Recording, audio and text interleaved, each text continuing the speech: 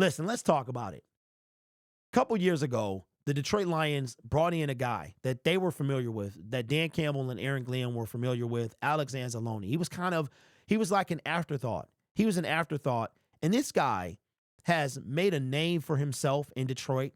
Started, I think it was a 1-year deal, then kind of evolved into a multi-year contract. And it pleases me to say that Anzalone is that dude.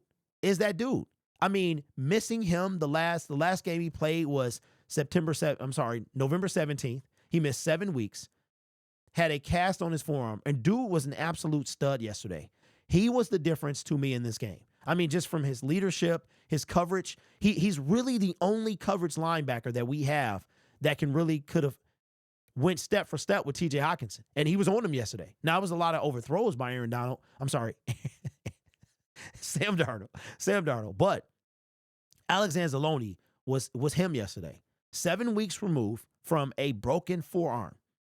Came in there, didn't know if he was going to play. He didn't know Saturday. He said he didn't really know until Saturday if he was going to play. And he came out there and performed. Dude was everywhere yesterday. And it was good. I mean, I got a lot of respect for Alex Anzalone because he wasn't that big of a deal. Before coming to Detroit. I mean, he was just kind of floating around and just existing. Coming to Detroit, man, made a name for himself, made a difference. According to the chat, he played all but one snap in yesterday's game against week 18, the game against the Minnesota Vikings. And he was a difference maker, getting that crowd hype.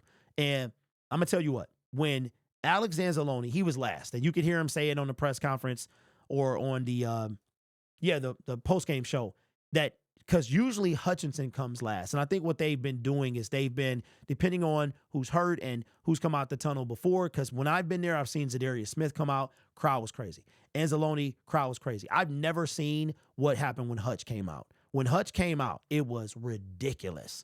It was loud and booming. And I will say this, I feel really bad for Jack Campbell because Jack Campbell gets probably one of the weakest kind of reactions from the crowd. But it was great to see Alex Anzalone back yesterday, and glad to see that he's back.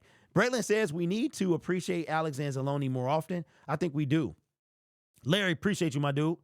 Appreciate you.